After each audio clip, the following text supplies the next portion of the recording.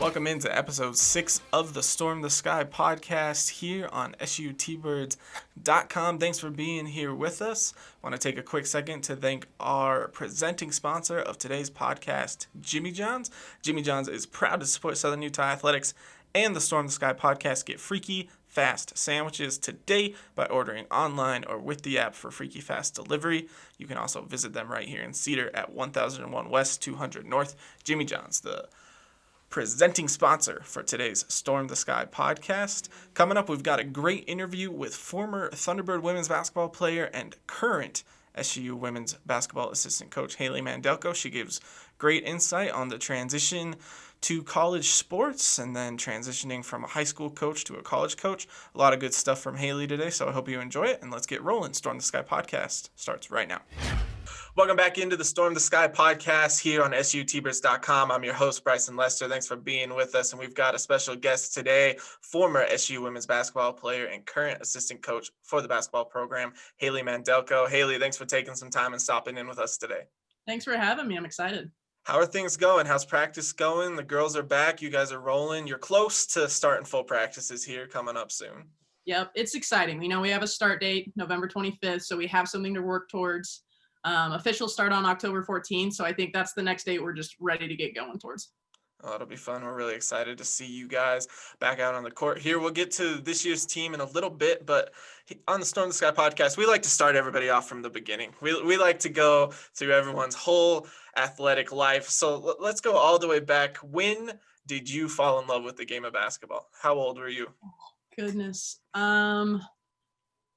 I've had a ball in my hand since I was born. My brother's 7 years older than me, so I've been thrown into sports since I could walk. You know, like I've just been around it, and my first memories were at basketball games. You know, our high school. There's only one high school in my hometown. I'm from a small town of about 10,000, so being at the high school on Friday and Saturday nights was what you did. So being around it was just everything I've always done. At what point did you feel like you were like significantly better than others that you were playing against in your hometown? To be honest, and I think this is credit to my dad and my brother and my sister and obviously my mom too, but they always kept me humble. It was, and I can remember this, even my AAU tryouts, I always didn't know if I'd get that call, if I was going to make it. And I had been on the team for 2 years and I still had that feeling like, what if I don't make it? It's like, yeah, you're going to make it. But I think it's just always wanting to be better, and just, you know, always telling myself there was something I could do better, that I always just kept myself at didn't matter if this person wasn't a, you know, Division I prospect. I knew there was something they were better at than me.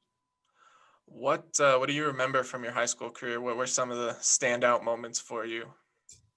I played, so most Nebraska people would know this. Jordan Hooper played for Nebraska, one of the probably top 10 prospects out of Nebraska when I played.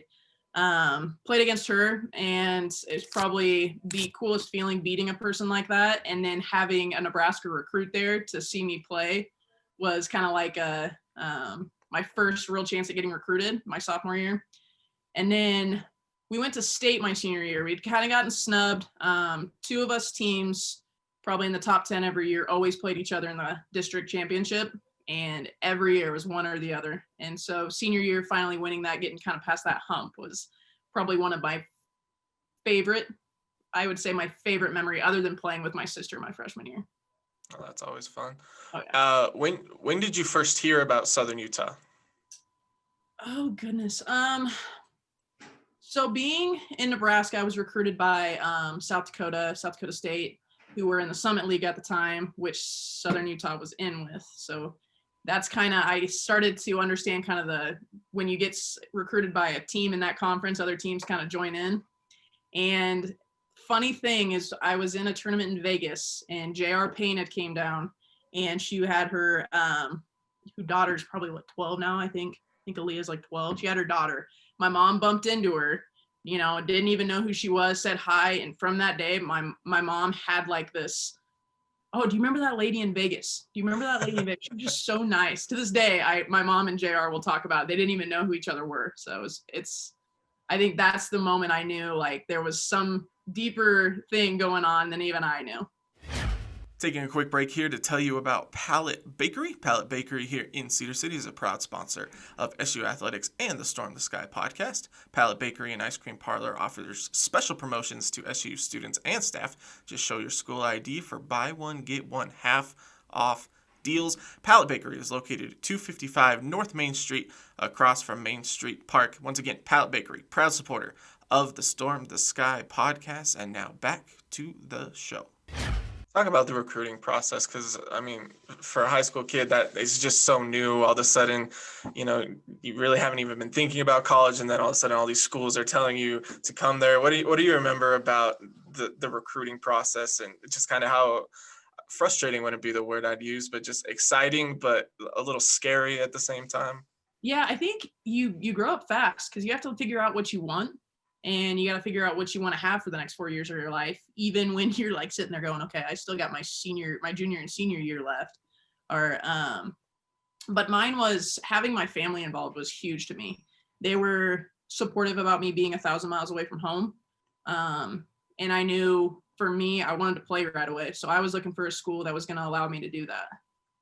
You mentioned J.R. Payne. Obviously, her and Toriano Towns were the coaches at the time when you committed. What were some of your first impressions of them? Oh my gosh, just great people. To this day, absolutely love them, talk with them. They made it to a point where I knew being 1,000 miles away from home, like I said, was going to be not easy, but definitely easier than it should have been. And they were the epitome of family. Like, I knew if I had a problem, I could call on either one of them whenever I needed. They always say the transition from high school to college is it's something that most athletes aren't prepared for. What do you remember about your first season on the D1 level? I remember my brother, he played football at a D2 level, and just saying it's faster and it's more physical. I'm going, okay, well, I've been in the weight room, I'll be fine. I remember that first game just having bruises all over, getting bumped around. So the physicality is just completely different. And then speed-wise wasn't terrible. I think AAU kind of simulates that a little bit better nowadays. But it's a different world, and it takes, honestly, a few games or a year to really get used to it. Well, you got to give yourself a little more credit because you did lead the team in scoring as a freshman. So they let me shoot way too much. I just didn't pass the ball. Oh man, that's too funny. Obviously, JR and Coach T, your first 2 years, you guys continue to improve. That junior season, you guys go on to win the Big Sky regular season title. Talk about the jump from those first 2 years you were here to that third year. What do you feel like, really played the most into you guys having the amount of success you did when you were a junior? So my freshman year, there wasn't a senior on the team. So we were extremely young. We knew that in advance it was going to be a building, year or two.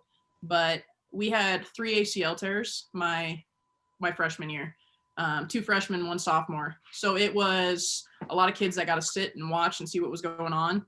And then being able to come back with almost that full roster, add a few walk-ons, add a few JUCO kids, that sophomore season, we were able to kind of build on what we needed. So coming in that junior year, I think we lost 2, just 2. It was bringing a whole team back. Like, we were ready. We knew what we wanted. We had, built for 2 years, understood what we were good at, knew what each other were, how to put each other in good positions, what we needed to do in order to score, who we wanted to look for. And then we added, I will say, Malin Smith came in from GCU. She was a grad transfer that year and just kind of molded the whole team together. She didn't play a lot of minutes, but she came in understanding her role and just pulled us all together and got us in the right direction. Obviously, being able to cut down the nets is any college player's dream. You got to do that here at home. And for the program, it was the first Big Sky title any team here had won. Just what do you remember about the significance of that moment? What did it feel like? It was surreal, I think, is about the only way you can put it. We had went on quite a run right at the end of the season too. I do remember that. We beat North Dakota by 20, then turned around and beat Northern Colorado and Montana in those games. And I think for us, it was kind of like that this isn't it. Like, we're cutting these nets down and we have this feeling, but like, this isn't it for us. We want way more than this. And our dreams were way more than that. But being able to, I think, finally get JR and T to that moment was more of the kind of pride I felt. Like, seeing how happy they were and how hard they had worked to build what they had built was, I think, what all of us wanted to give to them.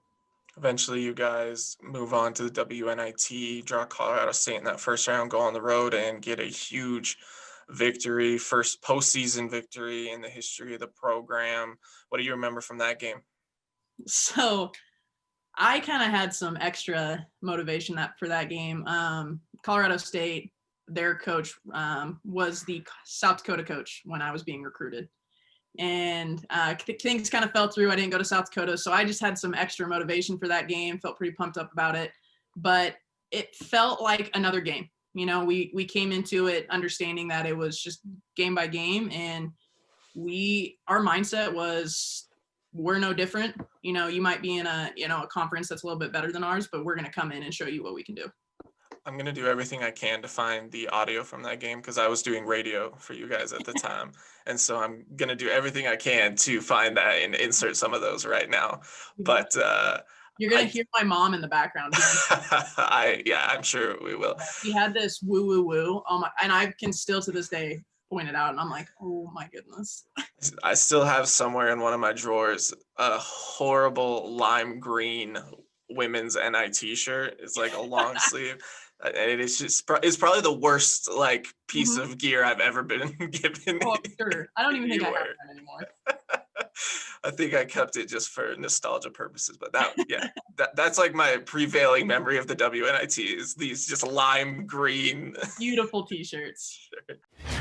Taking a quick break here to tell you about Bullock Drug. Bullock Drug is a proud sponsor of Southern Utah University Athletics and the Storm the Sky podcast. Bullock Drug is located in downtown Cedar City, and Township Pharmacy is located right near the hospital just off North Main in Cedar City. All your prescription needs and much more can be cared for at both locations. That's Bullock Drug and Township Pharmacy, proud supporters of the Storm the Sky podcast. And now back to the show.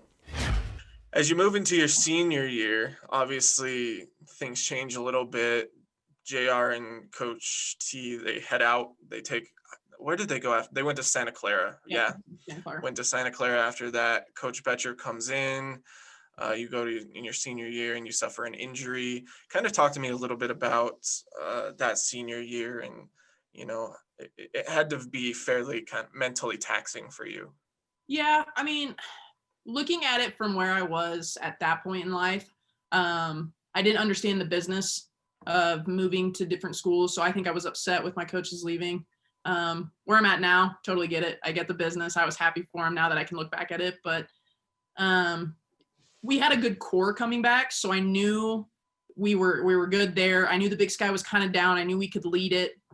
Having a new coach is always difficult. It's always different things to try to learn, get used to, try to have a relationship with each other. So that was kind of draining, but I thought we did. I think did we get off to one of the best starts of the season? Yeah, you started that year really well. Yeah. So I mean, we as a core felt really good about it. I just decided to make a play that I don't make ever and block a shot and hurt my knee again for the second time. And looking back, I would do it all over again. I would make the same play. I think it was the piece of hay that broke the camel's back. We had so many newcomers, new coach, knew all that. Being the returning point guard that started for 3 years, that would be my fourth year. It was just too much, and it was hard to sit there. No, I was a game or two over getting my redshirt year back. And being able to try to help them through was, difficult. Our seniors knew it was, difficult to try to have a freshman point guard come in and be successful. So I think it was difficult, but I thought, the beginning, we had that core that just wanted to do what we did. We knew we could do it, and we knew with a new staff, it was going to be difficult, but I thought Chris came in, tried his best. Dionisio Gomez, great guy, was able to, do some great things. And it's sad it didn't work out because I think it really could have that year. This is something I've been curious about, and when you suffer an injury and there's still so much of the season remaining, how hard is it to stay engaged and, be there for your teammates and try to be positive, but at the same time, obviously you're hurting because you're not able to be out there with them?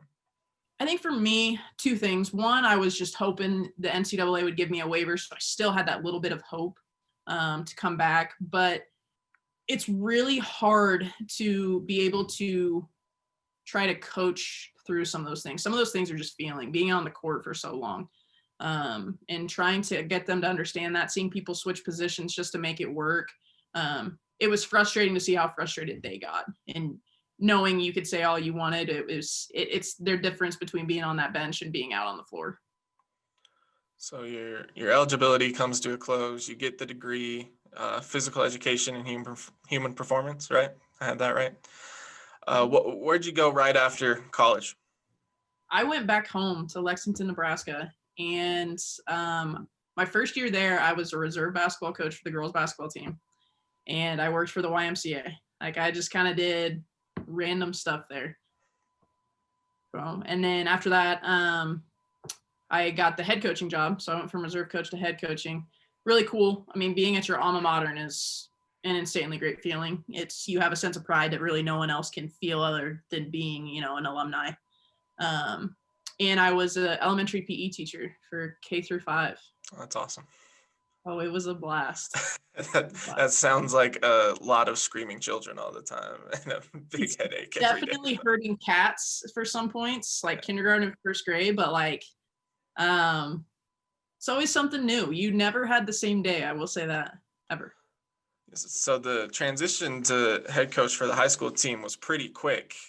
Did you feel like you were learning on the job a lot, having to figure a lot of things out kind of last minute? That seems like a fast transition to me. Maybe I'm wrong. It was. But I did put a lot of people around me that I felt were going to benefit me and keep me in that kind of growing stage where they could help me where things I didn't know. Our AD at that high school was the football coach when I was in high school, so I had a good relationship with him. I was able to kind of bounce things off of him a lot. And then the principal at the time was the AD when I was there. So I really had a lot of supporters around me, which definitely helped me, I think, transition to it. And then it was, flying by the seat of my pants. When I had to learn something new, I took it in stride and said, okay, well, I won't do that again, or put that in the bag and I'll do that next time, and things like that. Taking a quick break here to tell you about Best Western. Thunderbird fans, if you're traveling in from out of town, be sure to book your next stay at Best Western Plus or Best Western Town and Country Inn. Both are conveniently located only a few blocks from campus and offer a 20% SUU discount. That's Best Western, proud supporters of the Storm the Sky podcast and Southern Utah University Athletics. And now back to the show. What was it like interviewing for a job to come back to your alma mater? Definitely surreal again. Like, I didn't know if I'd ever come back. I didn't know if that opportunity would arise for me again. And just being here, I felt comfortable. I think that's the biggest thing. It was easy to just feel kind of relaxed when I was in it. Some interviews are like really tense and uptight, but I felt good. It was fun to be able to just know the past and history and where this place could go and get back to. Did you know Tracy at all before you started working for her? I knew of her because JR and Tracy were teammates at St. Mary's. Mm-hmm. What were your first impressions of her? She reminded me of JR extremely too much. I was like, oh my goodness. But now knowing both of them, they definitely different, but my first impressions very similar people. Do you feel like as an alumni of Southern Utah, it's easier when you're recruiting to sell kids on this place because you can share what experiences you had here with them? Yeah, and I think it's the one thing I like to talk about, even with the girls here. Like, I've been in your shoes. I know exactly what you're going through. I know the exact feelings, all of that, like being here and everything it holds. And I think that's the benefit is, ask a question about anything and I can tell you the exact feeling, playing in a game, the crowd, the locker room feeling, the town itself. And I like having that ability to do that. What was the transition like? We obviously talked about the transition from high school player to college player. What was the transition like from high school coach to college coach? Definitely different. The one, my brother to this day will say he's the one. He told me not to go to high school. He said, stay in college. It's just different. And it is. You have, 15, 16 kids who basketball is their life. They want to do everything they can to either keep playing or be the best at that. Whereas in high school, you're probably playing 2 or 3 different sports, and basketball's maybe number one, or it could be 2 or 3. You never have that full buy-in from all of them. So being here, having all those kids just bought in, wanting to be better at it, makes it easier. And then being able to not have to simplify things so much. There's obviously things you simplify, but I didn't have to break down to complete beginnings for a lot of these girls. And it's just more fun that way. I can quickly roll something off the tongue, like tell them what to do, and it's picked up and gone. I'm not going to frame this as you didn't respect your coaches as a college athlete. I would never do that. But do you have more respect now for your coaches than you did back then? Absolutely. Like I told you earlier, I understand the business now. When I was there, I was just kind of that, 18, 19, 20-year-old kid that's like, I know this. I got this. I don't know what you guys are talking about. Now I'm sitting here going, okay, I was that kid. I got it. What, talk to me about working with Becca for the first time and what really stood out to you about her and just kind of you being able to work with her over the past 2 years. She is the epitome of working hard for what you get. Just talking with her, getting to know her. She wasn't blessed, with all the talent in the world to be able to, have her choice at D1 schools. This was the D1 school that offered her. She took it, didn't have a great freshman year, didn't come out and, blow people away, but was in the gym every day, wanted to get better every day, found ways to make her body, being short and little, work for her. And I think it was understanding that there's going to be kids like that. And just being able to see that drive and effort just do the glory it did for her. Taking a quick break here to tell you about Pioneer Floor Coverings and Design. Pioneer Floor Coverings and Design Center is the premier flooring provider in southern Utah. Stop in to see their Cedar City store located on Sage Drive to find amazing prices, unique design options, and incredible service for all your flooring needs. That's Pioneer Floor Coverings and Design, a proud supporter of Southern Utah University Athletics and the Storm the Sky podcast. Now, back to the show. How have you seen this place improve from the time you were an athlete till now? Well, number one, facilities are like 100 times better. Just listening to Debbie in our talk the other day about how the weight room's different. We were in the now athletic lab where athletes go to study. And I'm like, this is where we lifted. We had the smallest space to what we have now, that gigantic performance area. I think it's just the buy-in from the community. This Cedar City is an amazing place. And I think they just buy in. SUU's kind of the home feel. And I think honestly, the coaches that have come in have made big differences. Todd Simon on the men's side has done great things there. The volleyball coaches, softball coaches, track, football, I'm not going to vary all of them, but they've come in and definitely done some great things. When you will fast forward, 20 years down the line, what are you hoping that the kids you coach now remember you for? I actually had this conversation like a week ago.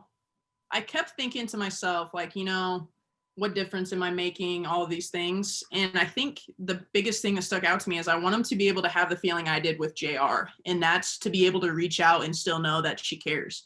If I had a problem or a question, I know she'd, be excited to talk to me, be able to answer my questions and want me to reach out. And I think that's what I want these, girls to know is I'm here 20 years down the road.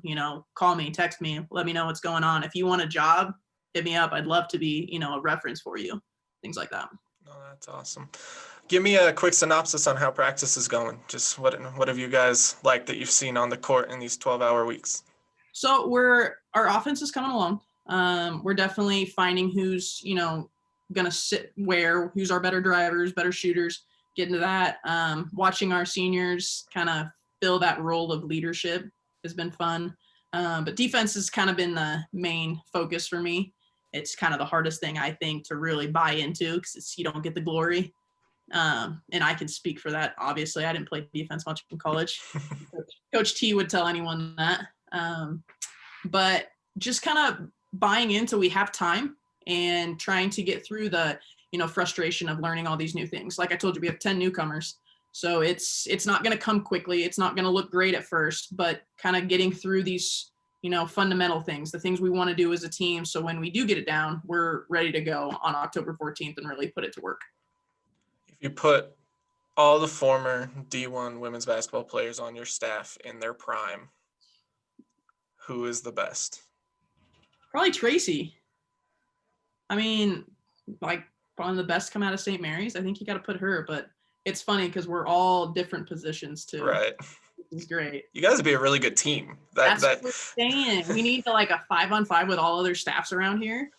We can put up a fight. I think we put a pretty good fight. I feel like I saw something that they're starting a women's TBT. Yes. Yeah, you guys need to get in that. Oh, I think I'm too old. I'd probably break it back nowadays. I'm like I told Becca the other day, I was like, now that you get past playing in college, like your warm-up's probably about as long as the game now. Yeah. So. Well, Hailey, we appreciate you taking the time. We're excited to watch the girls out there on the court here in a couple months, and appreciate you sharing your story of coming to SUU here. Appreciate it, Bryson. Thanks for having me. Absolutely. We'll talk to you soon. All right, bye. And with that, we are at the close of another episode of the Storm the Sky podcast. Thank you again to Hailey Mandelko for taking some time with us. And thank you to the presenting sponsor of today's podcast, Jimmy John's. Jimmy John's, freaky fast sandwiches. Get them today. Order on the app or online for freaky fast delivery, or you can visit them right here in Cedar City at 1001 West, 200 North. Jimmy John's in Cedar City, a proud sponsor of the Storm the Sky podcast. We'll be back next week with another episode. Until then, take it easy.